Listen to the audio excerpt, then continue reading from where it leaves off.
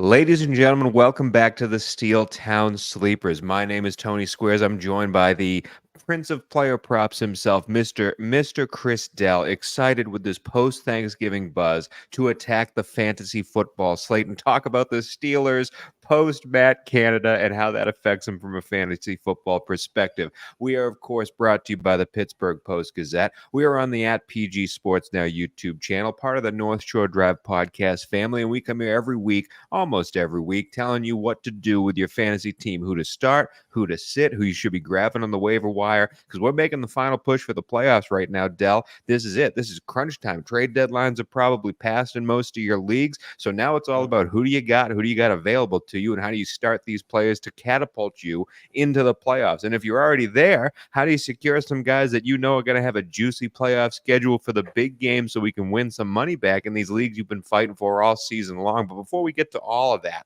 let's talk about Pittsburgh post-Thanksgiving. The holidays are here, Dell, and we got a Christmas present early. How you feeling now that Matt Canada is gone? I'm feeling good. I'm feeling just like Steelers fans are feeling right now.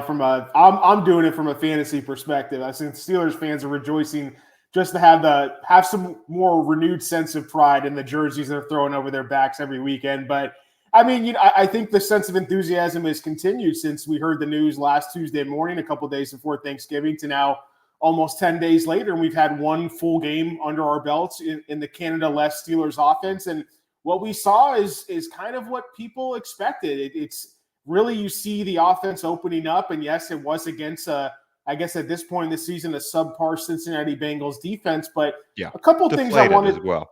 Yeah, a couple things I wanted to focus in on in terms of talking about, not just, we're going to get into this weekend's Cardinals matchup, but want to talk about rest of season implications, because as you said, the fantasy football regular season's coming to a close. I've been writing a lot about strategies and different trade techniques, waiver wire techniques, also looking ahead.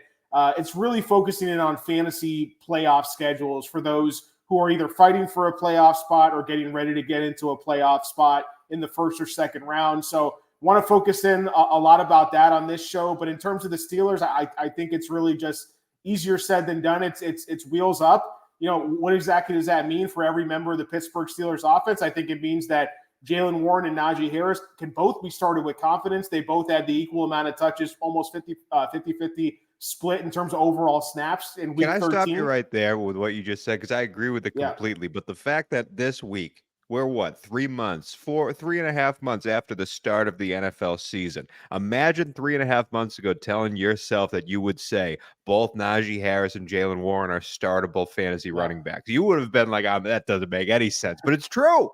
It's true, and it's actually been something that's been true for the last couple of weeks. It's not just brand new. I think what we can say now is that we're confident in starting both, but they actually both have been viable top 20 backs for almost the last month. A big reason for that is we talked about it when they decided to finally start Broderick Jones at right tackle. The run game has seen a tremendous boost since. And we had a couple good articles up at post-gazette.com looking at Najee Harris quietly having the best season of his career. He's leading the league in terms of explosive runs of 10 to 15 yards, while Najee Harris is also leading the league. Crazy statistic. And you look at his build, and one of the questions I think it was Paul Zeiss, our columnist, talked about is Najee Harris going to have a mid to late season Derrick Henry type of breakout in his career, given his size and overall explosiveness? And at this point, you want to give him credit, right? And I think that, again, at this point, if I had to have one, I would rather have still Jaylen Warren because of his pass catching upside, his big play explosiveness, not just the 10 to 20 yard runs, but the ability to house a play 75 yards to the house. But Pat Freiermuth, I think, is the big revelation here, because we saw that the route tree expanded for Kenny Pickett in terms of where he's throwing the football, but it didn't just go in terms of like, oh, we're not just going to run George Pickens down the sidelines on these go routes. We're not just going to force feed Deontay Johnson 20 targets a game at the line of scrimmage. It's like, hey, can Kenny Pickett actually throw the ball in the middle of the field, Tony? And we saw, yes, he can, and he can do it with confidence, and he did it with confidence to Pat Freiermuth. And to me, that's vaulted Pat Freiermuth up into the top 6, top 7 overall fantasy tight ends for the rest of the season. You're only looking at guys like George Kittle, Travis Kelce, TJ Hawkinson. He's right in the level of the Mark Andrews, the Taysom Hills, the Jake Fergusons, and you can argue that he's even higher above those guys, kind of borderline top 5 at this point. So We talked about waiting to buy him because that the first came back was against the Cleveland Browns, and he was shut down, as we talked about. But obviously, if you did buy him after that game or around that time, you've definitely been rewarded in a big way, especially with Mark Andrews being ruled out of that top five for the rest of the season. So again, wheels up for the running backs and the tight end. I think Kenny Pickett in the right matchup is a viable streamer. But unfortunately, the one area where we had confidence before and we don't have confidence now is the wide receivers. I don't know if it's just a short-term blip on the radar. Your boy George Pickens, my boy Deontay Johnson, they just can't seem he's not to my have boy gotten the groove anymore. here. He's George Pickens. I love him to death. He's not my boy anymore. He's officially been traded off of my fantasy team in my home league. So he did his part. He pulled his weight. It's over now, George. You've led me to greener pastures. What did you get for George Pickens, Tony? I want to know that. George Pickens and a draft pick for DK Metcalf, making that playoff push, baby. And listen, I love George Pickens, and I just wish Kenny Pickett could hit him on a slant route once every 10 tries. You're absolutely right about Freiermuth, though, especially on the defenses that he's been facing over the past few weeks. When teams play that cover 2 shell type defense, Freiermuth destroys the middle of the field against those teams. And this matchup in particular against Arizona, they play that cover 2 shell defense more than any other defense in the league. Yeah. And Pat Freiermuth should again have those seam routes open in the middle. And Kenny Pickett has shown he is not afraid to whip that ball in there, and Freiermuth can catch it. So I'm excited to see what Freiermuth does against Arizona. But let's jump in to this week's games. Let's go through position by position, while we always do, and give out the Steel Town sleepers, because as we said before, it is crunch time. And again, we're not going to talk about here who you should start. Well, you should start Pat Mahomes. Of course, you're starting Pat Mahomes. We're talking about this week in particular. A lot of teams are on a bye. 6 teams on a bye when you need this win in order to make the playoffs, including guys like Lamar Jackson. So we're trying to find you little helpers. Maybe they're on your bench. Maybe they're on your waiver wire. Maybe you can get them in a late trade deadline. This is the time to attack. So we're going to navigate some dudes that we think you should jump on. And we're going to start at the quarterback position. Last time we recorded here, we did really well. Dell gave out the 6th best quarterback. I gave out the 9th best quarterback, my man Jordan Love. And I told you to buy Jordan Love at that time. If you would have had him for Thanksgiving as well when he destroyed the Detroit Lions. So I'm excited to talk about quarterbacks again. I got 2 guys on here that I know are owned in a lot of leagues, but one of them I'm staying away from. But Dell, let's hear you first. What's the first quarterback we're talking about in the Steel Town Sleepers? Yeah, and I just want to talk about real quick before I get into the quarterback position here is looking ahead, right? Like it's week 13 now. You got basically 2 weeks left. You either have clinched a spot already or you're fighting for a playoff spot. So if you're fighting for a playoff spot, what you want to do if your quarterback is set and you're not really sure at defense, even if you have a top-tier defense like the Dallas Cowboys, you want to be looking at the waiver wire to see what defenses are available for week 14. Also for week 15, if you do happen to get into the playoffs and you don't have a first-round bye in week 15, I think that there's a lot of leagues in terms of standard 10 to 12 team leagues with medium-sized benches. You're going to be looking at a lot of defenses available who are under that 50% ownership threshold. And one thing specifically is what quarterbacks do you want to stream your defenses against? I think right now you're looking at teams that are playing the Jets, picking up the Falcons for this week, teams that are playing against the Patriots, they're playing against the Chargers. Those are viable streaming defenses that can really give you a leg up against your opponent. So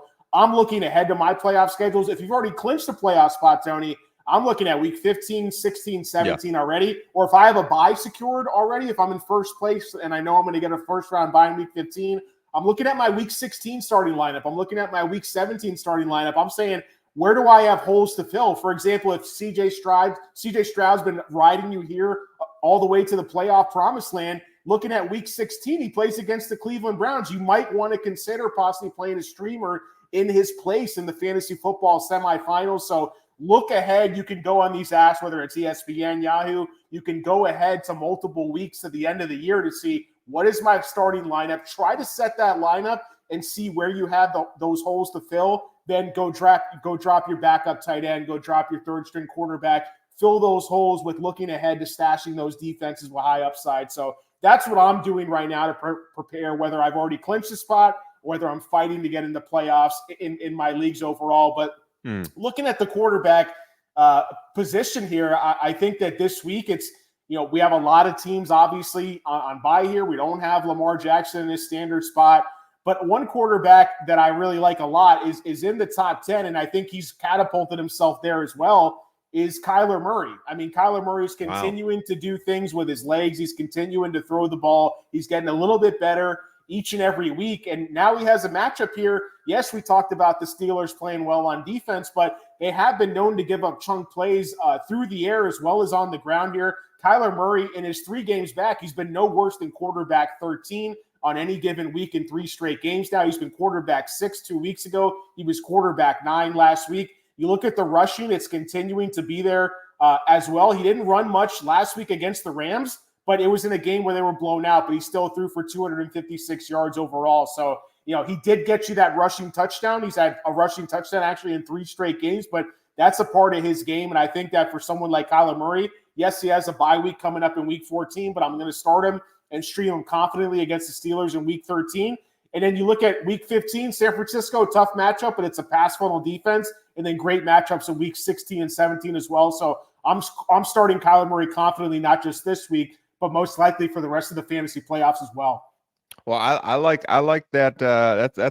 It's an interesting one because I do believe Pittsburgh's going to be able to score on Arizona, so Kyler should be able to play a little catch up here, get some cheap fantasy points. But that Steelers defense is turning it on when they're supposed to, so a little bit worried about that one. I might be talking about that defense in a second, but if you're going to start Kyler, I think it's starting him over the guy I'm about to mention, because this guy, if you've drafted him, you drafted him late as your quarterback, and he's probably outperformed the guy you drafted before him. He has been a great quarterback for most of the year, but the past 2 weeks, he's kind of fallen back down to earth. He's throwing the ball to places he shouldn't. He's losing to teams that he really shouldn't listen to in these divisional games. And of course, he gets upset on Thanksgiving. And this week in particular, I think Jared Goff has another bad week. And it's nothing against Detroit. I think Detroit's offensive line is great. I think their run game is great. It's all about who they're going up against, and it's the New Orleans Saints defense that I hate. This New Orleans Saints team. I hate watching this team, but their defense, especially against the pass, still plays really well. And also, if you just look at the grand scheme of things, New Orleans just lost a heartbreaker divisional game to Atlanta. They're now behind the line here on trying to get that divisional crown. They have their backs up against the wall. This is going to be a game where they go all out. They need to win this game. Detroit, obviously having the short rest, got upset on Thanksgiving. They want to show up as well, but New Orleans particularly is going to be doing what they do best, and that's trying to stop the pass. In fact, the New Orleans defense is 3rd best in the league, giving up passer rating. They've given up the 6th least yards to quarterbacks. And also, if you look at all the quarterbacks that they've played, only one quarterback has thrown for over 260 yards in a game against them, and that is Josh Dobbs. And the New Orleans Saints defense has given up a lot of fantasy points to quarterbacks, but a lot of that has come on the ground, the rushing attack. And Jared Goff is not to have that in his game. He has to pass the ball in order to be successful as a fantasy quarterback, and I think he's not going to be able to do so this week against the Saints. I'm sitting Jared Goff. I'm going for a bust. And the last time I told you that, I said Dak Prescott was going to be a bust. He ended up being QB 17, his worst finish. Dak Prescott's an MVP candidate now, but that was the only bad week he had. So I got a big nose, and the nose for these as well. So I'm off a Jared Goff. That rhymed, Dell. I didn't even try to do that in that rhyme. Dell, who's the second quarterback you want to talk about?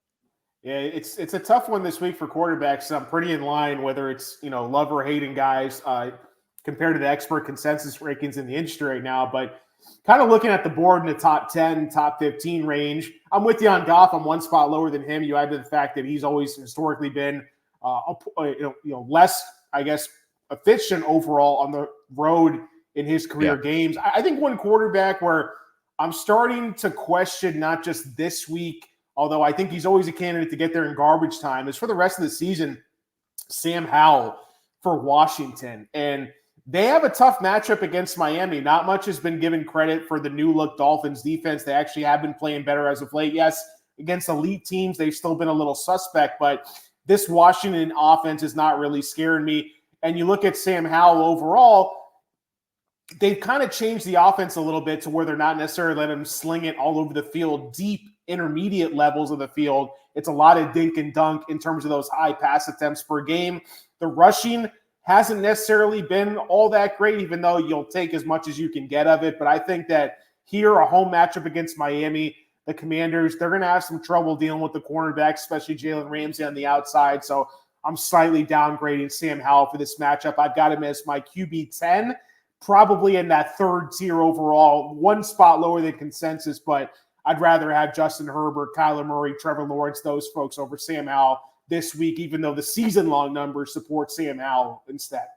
I know he has been a revelation in the fantasy world as a quarterback in that offense, especially because they're behind all the time. But I will say Sam Howell, when it comes to you're talking about looking ahead, Sam Howell does have the second hardest playoff strength of schedule from the quarterback position. So he's a kind of a guy that you don't want to be relying on in those games. I'm going to give you a guy, though, that I think or I know has the second easiest strength of schedule when it comes to playoff matchups. And it's a guy who's ranked pretty high in the individual rankings, but I think he deserves to be even higher. And he's also a guy that I think needs to be considered amongst the elite quarterbacks in the NFL, even though people look at him and go, oh yeah, it's just the offense. It's just the play caller. As Brock Purdy of the San Francisco 49ers. Listen, this guy deserving of MVP votes in my mind because he leads the league in completion percentage, in QB rating, passer rating, yards per attempt, yards per completion, air yards per attempt. All of these stats he is leading. And I did a video earlier this week comparing those stats to MVPs of the past, and they're right in line with the numbers that Aaron Rodgers was putting up during his 2 MVP years, the most recently in Green Bay. Brock Purdy is slinging the rock.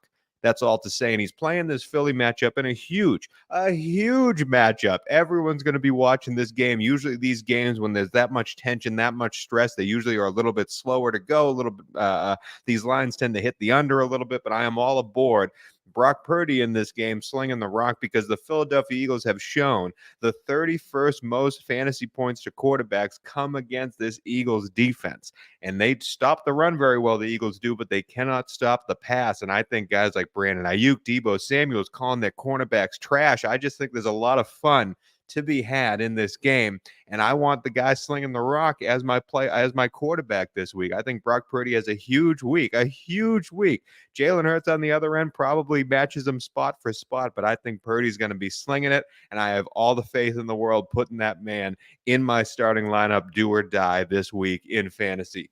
Dell, what do you think about that one? I like it. I mean, I have Purdy QB5, and it's amazing that he's gone up the range so high. We have a lot of quarterbacks on bye week, but he's a locked-in top 10 quarterback at this point. You know, we always talk about who's going to lose targets when you have Brandon Ayuk, Deebo Samuel, George Kittle all healthy at the same time.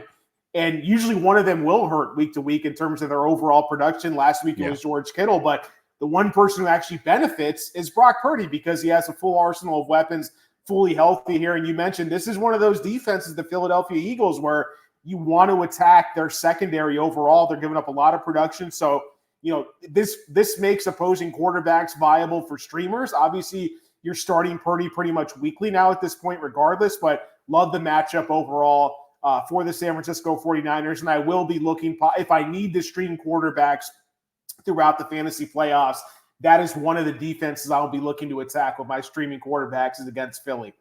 Mm-hmm. I love it. Do you have any other quarterbacks we want to talk about? Maybe a bust of the week, or is Howell considering your bust of the week? No, Howell's considering my bust, and I'm just again, like I'm looking ahead to some of these matchups overall. Like some of the teams that I want to attack, I just wrote a couple down here, is these pass funnel type of defenses that are good at stopping the run. Philly is one of them. The Chicago Bears have been a top 5 defense against the run over the last month and a half now. That's a defense where they've been giving up a ton of production through the pass. So it's almost too predictable that no matter what the game script's going to be, teams are going to struggle running against them. And whether it's a blowout one way or the other, they're going to have success through the air. Tennessee is another example of that. Indianapolis, the Los Angeles Chargers, they're pretty much just bad defenses overall, but those are defenses that their opposing offenses like to run a lot of plays. So if I'm looking to stream, my third string wide receiver, my flex spot, my quarterback, I will be looking at those as some of the defenses that I want to target. Throw Arizona into them. I think that Kenny Pickett, if you're desperate, is a viable streaming option this week as well. So those are some of the defenses I'm targeting overall. Philly, Chicago, Titans, Colts, Chargers, Cardinals that I want to be streaming against with my quarterbacks on a week-to-week basis right now. No, I'm right there with you, and I'm happy you brought that up because what you just said, targeting specific defenses and staying away from other defenses, is exactly how I'm attacking the running backs we're about to be talking about. So let's jump right into the running back world. Dell, And I will, the oh, first, sorry, Tony. I will say yeah, Detroit. That's another defense I want to be streaming all positions against. Their defense has been giving up gobs of production, no matter what position it is. They're getting in the shootouts left and right. So if you've got a player playing against the Detroit Lions and he's close in the rankings to a guy that's playing against, let's say, the Dallas Cowboys, more often than not, I'm always going to take that guy going up against Detroit in that scenario. God, it was great watching Green Bay beat the piss out of them. Dell, the first running back you want to talk about today, what are we going down here? Because I got a handful I'm excited about here. Yeah, I got a handful as well here. I'm going to start off right at the top where ECR expert consensus rankings has him as RB11. I've got him as RB6, and he's playing against your Packers. It's Isaiah Pacheco here. You look at the usage overall, and you can't really deny that Pacheco's become a workhorse back. I've got him in my rest of the season rankings all the way up at RB5 for the rest of the season. The only backs I have ahead of Pacheco for the rest of the year in fantasy are McCaffrey, Travis Etienne, Kyron Williams, and Tony Pollard. So I've got him right in that top tier of guys next to Alvin Kamara, Austin Eckler, DeAndre Swift, the Lions backs, etc. So he's a bona fide top 10 option. And you look at the matchup overall, the Packers, that's the one area they've been beat consistently is in the run game this year. And yes, they did play well against the Detroit Lions on Thanksgiving, but they still are at best the middle of the pack in terms of opposing. They do give up a lot of opposing receptions and targets to running backs in the pass game. So I think a big upgrade for Pacheco here. If he's in that fringe kind of top 10 to 12 discussion, if you're in a shorter 10-team league, I think he's a guaranteed kind of lock starter at running back this week. I want to talk about two guys that I think, I don't know if they're top 10, but definitely should be higher than the expert consensus rankings have them at. In fact, I've got three running backs I want to talk about. I'm going to talk about them all at once because, Dell, they're all in the same game. And they're all about specifically the Steel Town Sleepers. It's the Pittsburgh Steelers-Arizona Cardinals game. And last week got away from us with Thanksgiving, and I'm so mad because I did do my research. I did have a list of names that I wanted to talk about, and I was so ready to stand here and tell you that, yes, Joe Burrow went down. Jake Browning is in there. And yes, they're going to try to feed Joe Mixon in this game to get them by, win the time of possession battle. And I was going to sell you on selling Joe Mixon and how right I was against this Pittsburgh defense. 8 carries for 16 yards, 2 catches for 44 yards. But we know one of those catches was a screen pass where he dodged 17 people like Frogger. And that shouldn't have been as long as it was. It was very lucky to get the points that he got in that game. And so I can tell you once again that this Pittsburgh defense stops the run with the absolute best of them now that they are fully healthy in those front 7. And I think James Conner is in for a terrible, terrible day. James Conner has had a great season as a fantasy running back when he was healthy earlier this year. It's not there the past few weeks, and I think if the struggles continue, I would not start him at all, especially if I needed a win in my fantasy league. But the 2 running backs I will start are the 2 Pittsburgh Steelers running backs. We talked about them earlier. This offense has become a lot more explosive. Teams are going to have to start spreading out the defense a little bit more to cover those Pat Freiermuth plays down the field. It's going to open up stuff for both Najee Harris and Jaylen Warren. They both play 50% of the snaps. You can start either one of them. Expect to see them on the field at most of the time. And I think it's just been such a productive offense over the past few weeks. And in this Cardinals game, where I expect Pittsburgh to get a lead early, I expect Pittsburgh to run the ball late, and I expect Pittsburgh to control time of possession. I think Najee and Warren both get a boatload of work in this game. I'd be fine starting either one of them and sitting James Conner. Those are the 3 running backs I wanted to give out. I think that's a slam dunk when it comes to this game. I think they can both win you weeks, and James Conner will lose you this week. Do you agree or disagree with my take on those 3? I agree with your take on the Steelers backs. I don't know if James Conner can lose you a week because the usage has been decent, but they're still mixing in the other guys too much. Michael Carter, Amari DiMercato on 3rd down. So I do agree that Najee and Jaylen have shown the upside, especially against this defense. I mean, this is the ultimate Primo's fantasy type of running back matchup here. The Cardinals are dead last in PFF rush defense. They're bottom 5 in ESPN's run stop win rate. So we're showing a big upgrade and advantage for the Pittsburgh Steelers on the ground, which is where they want to attack here overall. So I'm with you there. And I've got them firmly in my top 20, not just this week, but for the rest of the season, regardless of matchup too. So I think both of them are top 12 starts, in my opinion, because you mentioned the defense, and I did want to say one thing about this Cardinals defense. According to CBS, they give up the second most fantasy points per game to the running back position. The team that's first is the Denver Broncos, and we know it's only like that because they gave up 70 in one game to Miami there. Those numbers are kind of skewed. Arizona's been the worst defense over the past 8 weeks for us running backs by far, and it's a slam dunk. Anytime you're playing them, you're playing all those running backs. Dell, do you have another running back you want to talk about? Yeah, I do. I want to talk about a guy that I'm actually low on. I believe it was 2 weeks ago we talked about him as well. And I just, the gimmick is up. I don't understand what the expert consensus rankers are doing here, putting Breece Hall all the way at RB15. It just makes no sense to me. But Aaron Rodgers is practicing again. I mean, we could have a whole nother discussion on Robert Saleh. It's seemingly becoming like the most stubborn-headed head dead coach man walking, in the entire Robert NFL. Saleh. Why did he stick with Zach Wilson so long? Why is he sticking with Tim Boyle after we saw what Tim Boyle can't do on the football field last week? Just give the ball to Trevor Siemian. At this point, yeah, it's Trevor Siemian, but you can't tell me he's not the best quarterback on that roster. And if you're not trying to flip through these QBs week to week to try to save your season, with Aaron Rodgers risking his career coming back so early off this Achilles injury, I don't understand what the Jets are doing. And Breece Hall is going to suffer because they're facing opposing defenses in terms of the highest amount of stacked boxes in the league when in terms of facing the run. We know that when Breece Hall's on the field, the Jets want to run the ball with Breece Hall. And we know that he's explosive, but you can't be explosive when you've got 10-plus guys stacking the box on the other side of the field, point blank, period. Now, what makes matters worse here is the Atlanta Falcons. They have the number 2 overall graded run defense according to PFF. They have a top 10 run defense in terms of ESPN's run stop win rate as well. You look at the Jets and their run blocking, they're bottom 8 in both of those categories on the flip side in terms of run block win rate. So I have the biggest run blocking disadvantage of the week is with the Jets going up against this Atlanta Falcons front line here. So I think it's going to be tough sledding once again for Breece Hall. And you mentioned about James Conner losing you a week. And while that's fair, and I don't want to go there yet because he's still just a couple of weeks coming back, Breece Hall, where you drafted him and where you were starting him just about a month or two ago, he is losing you weeks.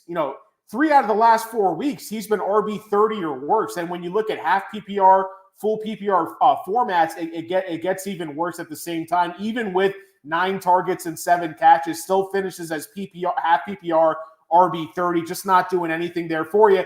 The tough part is that even if he is going to rack up those targets and receptions, this team, frankly, is not scoring touchdowns. And when you take that touchdown equity away, it just gives absolutely no upside to Breece Hall. So at this point, if you've still got a trade deadline, if you could sell Breece Hall, I would try to do it. But you're probably not at that point where you can get anything of value in return. So for him, if it's between Breece Hall and a guy, like let's say a Brian Robinson, a James Conner, in the right matchup, a Jerome Ford, I'm starting Jerome Ford every single day of the week over a Breece Hall just because that upside alone. That's where I'm at with Breece Hall right now.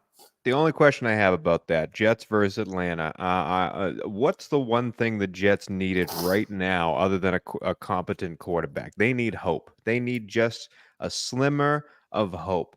And what did they get this week? Aaron Rodgers practicing on the football field with them once again.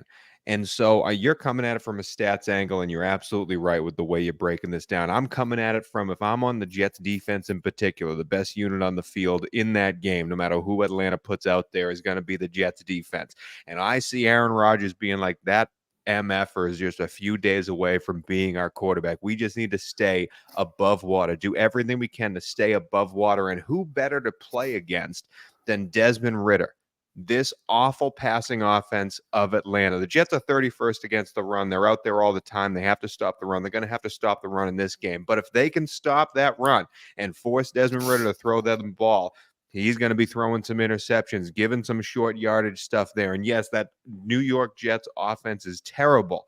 But if I get a bunch of short yardage plays from my defense causing turnovers and I just need Breece Hall to knock one across the goal line, I think that's a possibility. I think this is the last stand. This is remember the Alamo week for the New York Jets. This is it. I would not bet this game. I am scared to play anyone in this game. I do not know how it comes out because on paper, Atlanta should kill them. but this is it. All they needed was hope, and this is the last hope that they got. I'd be scared. I'd be scared, Dell. That's all I want to say. I don't think Atlanta should kill them. I'm just still worried about the Jets. Atlanta should kill them. Atlanta's one of the best should be one of the best rushing offense in the league. New York Jets can't stop the run at all this year. Yeah. I think Atlanta should control the clock and kill them. Passing offense, defense in Atlanta is great. Like, Atlanta on paper is a much better team and matches up well, but I'm afraid that the Jets have a slimmer of hope. This just has like a 15-9 game, all field goals written all over it to me. Right. I don't trust Desmond Ridder. I don't trust the Falcons offense, and I certainly don't trust the Jets offense here. So I think the Jets certainly can win with their defense, but will the offense score one touchdown? I think it's a 50-50 proposition at this point. Yeah. All right, let's move on. Unless you have another running back you want to talk about, we're moving on to the wide receiver position. I believe you're putting down Breece Hall as your bust of the week here. Yeah, he's my bust. One of the guys, just you brought up the matchup is I'm actually low on Devin Singletary too. Not just this week, but for the rest of the year. Yeah, he popped off for those back-to-back 100-plus yard rushing games a few weeks back. But Dameon Pierce got back into the fold, and we saw Devin Singletary's usage shrink a lot. He became kind of the de facto third down passing back, had a team-high 7 targets out of the backfield, only had 6 carries for 18 yards overall against the Jaguars. He was RB28 in standard scoring that week, and RB20 overall. So he's going to be kind of a middling type of flex option. He's going to be splitting the touches, splitting the snaps with Pierce. And against this Broncos defense, you brought up that they gave up all those points to the Miami Dolphins a couple months ago. This defense is much improved. So you can't look at those season-long stats for Devin Singletary and think, well, this is the best matchup he's going to get all year. That's where season-long stats start to lie at this point in the season. So I'm relatively low, not just now. We would have to have an injury to either Singletary or Pierce for me to feel really confident in terms of ranking one of these two backs in the top 20 week to week from now on. I'll also say Houston has the third hardest strength of schedule in the playoffs for running back. So, yeah, I'd be a little bit worried about the future, either Dameon Pierce or Devin Singletary as my running back in the fantasy playoffs. Let's move on to the wide receivers, though, Dell. A lot of big teams on bye weeks this week. A lot of other big teams, big names with really tough matchups. So I'm interested to see where you're going in the Steel Town Sleepers versions of wide receivers. Who's the first guy you want to talk about? Yeah, there's 2 offenses I like a lot here, and one of them we talked about already with Brock Purdy. Brandon Ayuk, I don't want to say him; he's already ranked in the top 10, but I'm just as equally high on Deebo Samuel. I've got him as my wide receiver 11 on the week. I also think in a similar type of matchup, because we talked about that one already, that Philly's a pass funnel type of defense here. Yeah. The Denver Broncos similarly, this is a team where their offense has been improved. And while they're not just like a cakewalk matchup for the run, you still can have production against them. And I really like what Nico Collins has done since he came back a few weeks back too here. And I trust CJ Stroud to not just feed Tank Dell, but to also feed Nico Collins. So we've seen now for Nico Collins over the last 2 weeks, 14 catches on 20 targets for 169 yards overall and a touchdown. So he has the profile of being this team's number 1 wideout, that X type of receiver on the boundary. And while it might be him and Tank Dell overall kind of splitting those targets, that's totally fine with me. Nico Collins was the half PPR wide receiver 6 against Jacksonville in week 12 in that loss. I think it's a very similar type of situation here where we have a healthy 47.5-point game total in this matchup, to where I'm expecting both offenses to show up here and put up some points. And I think that Collins and Dell could both put in top 10 receiver performances in the same week. That's how good I think Stroud is and this offense is overall here. So I don't think it's just like, hey, start everyone against the Broncos. But when you have talent to this level as what the Texans passing game does, they're locked in top 10 options for me, both Tank Dell and Nico Collins this week. See, I tend to disagree with you on that one. You guys know I love CJ Stroud and I love this Houston offense. I just traded for Nico Collins at my trade deadline. Very excited to have him for the rest of the playoffs here. But the thing that worries me about this matchup in particular is CJ Stroud is so good at not only throwing the ball, but also seeing what the defense is giving him and going through his progressions. And the Denver Broncos defense has stepped up in part because Pat Surtain has sort of come back to the top of these shutdown corners. And I think if you put Surtain on Nico Collins, whereas Tank Dell's more in the middle of the field, I think CJ is going to look at Nico. He's covered. All right, going to Tank. I just think it's going to be constant. I do think the target share is going to heavily favor Tank Dell in this matchup, and I'm kind of afraid Nico's kind of going to be lost in the sauce here as Surtain, who is still a very good corner, very young corner, matches up well physically against the bigger Nico Collins. I'm a little bit worried Nico's going to be shut out completely in this game, so I don't know if I would slam dunk a start on him. I'm excited that you have him there because I'm forced to play him this week in my fantasy league, but I disagree with you there. And there's a guy. Well, go for it. Yeah, one thing you want to just note here is when you kind of sometimes might, not you, but just anyone, myself included, can make assumptions based off what we think certain guys' roles are. Tank Dell is not the slot receiver for the Texans. Last week, it was Robert Woods who led the team with 16 slot routes. Dalton Schultz was second with 12. Tank Dell ran 11 routes out of the slot. Nico Collins ran 8. So they were very similar in terms of their slot route rate. So this is an offense that's being creative with their playmakers. They're not just lining these guys up in one position. And when you talk about someone like Surtain, yes, traditional football, he's going to line up with that X receiver. But both Dell and Collins ran an equal amount of 31 routes out wide last week. Tank Dell, he's still listed with that questionable tag. He's listed with a calf injury right now. So I'm hoping he's going to be a full go for the sake of my own fantasy teams here. But just keep that in mind, is that they're using these guys in creative ways to where they're not going to get locked up just with that traditional shadow matchup, which is why I'm trying to keep them as close in the rankings as possible, even though it's Dell who's been the clear fantasy superstar while Nico Collins was out last month. Speaking of mixing things up and running certain offenses or certain plays for certain players, there's no one in the NFL better at doing that than Sean McVay and these Los Angeles Rams. And it's a big matchup that they have, especially when it comes to playoff pushes in the NFL standings, than they have this week against the Cleveland Browns. And I am very worried, even though this man gets almost 20% of the plays specifically called to get the target to him. I'm a little bit worried that my baby boy, my little boy that I held in my arms from birth, and I raised him to be the man he is today. I'm one of the only men in America to draft Puka Nacua, and I am not starting him this week against this Cleveland Browns team. They have been so good. The Browns defense has been so good at shutting down the pass, but also the past few weeks, Puka has been used in so many ways by Sean McVay, but it has not produced big fantasy numbers because defense now know Kupp is not Cooper Kupp right now. There is something off with him. They do not need to put the entire defensive focus on Cooper Kupp. They can attack Matthew Stafford behind this really bad offensive line, and if they put some type of coverage on Puka, he can't break double coverage. He can break singles. He can be open in the middle of the field when it's one-on-one with a cornerback, but when you don't have to worry about Cooper Kupp and you don't have to worry about this offensive line, all you got to do is stop that awesome run offense and make sure Puka Nacua is covered. He really has been shut out the past few games. And the defensive coordinator for Cleveland is a fantastic defensive mastermind. And I just think Puka Nacua is completely taken out of this game. And it stings for me to say it. It stings for me to say it because I love the man.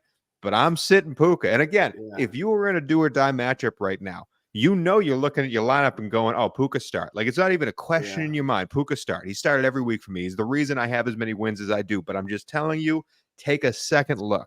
And I would sit Puka this week. Dell, am I wrong for saying that?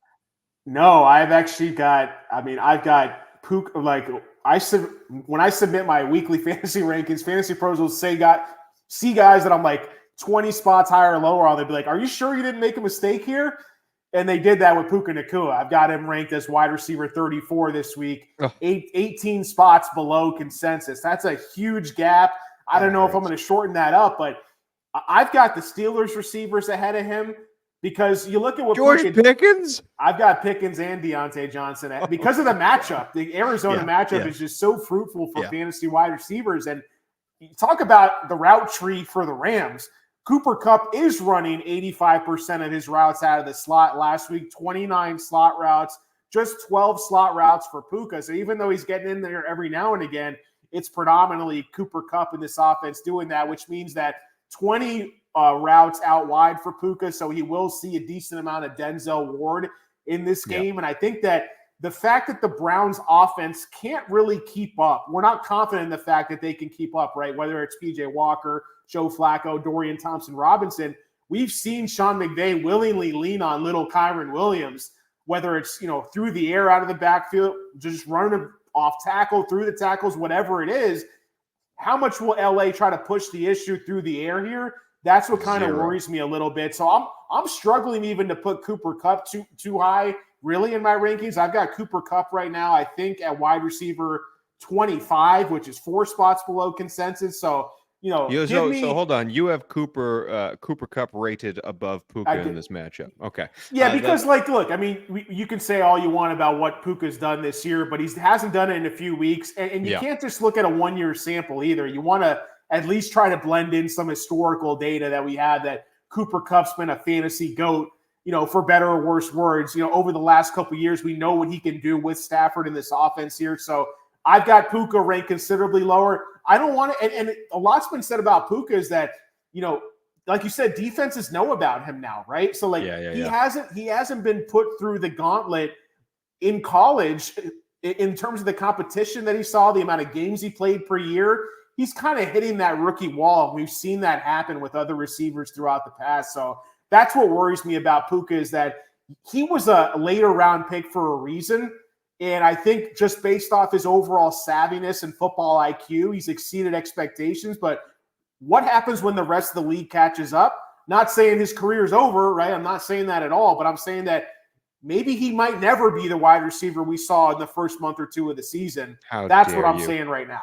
How dare you? I will say this game in particular, with what Cleveland wants to do offensively and with what Sean McVay, how he's going to attack this Cleveland defense, I think there could be like 6 total possessions each half, where all these teams are just going to try to get 3 yards in a cloud of dust to keep the ball, keep time of possession, keep their defense off the field, slowly matriculate down the field and get a field goal when you can, get points when you can. There's just not a lot of big plays in this game by either side. So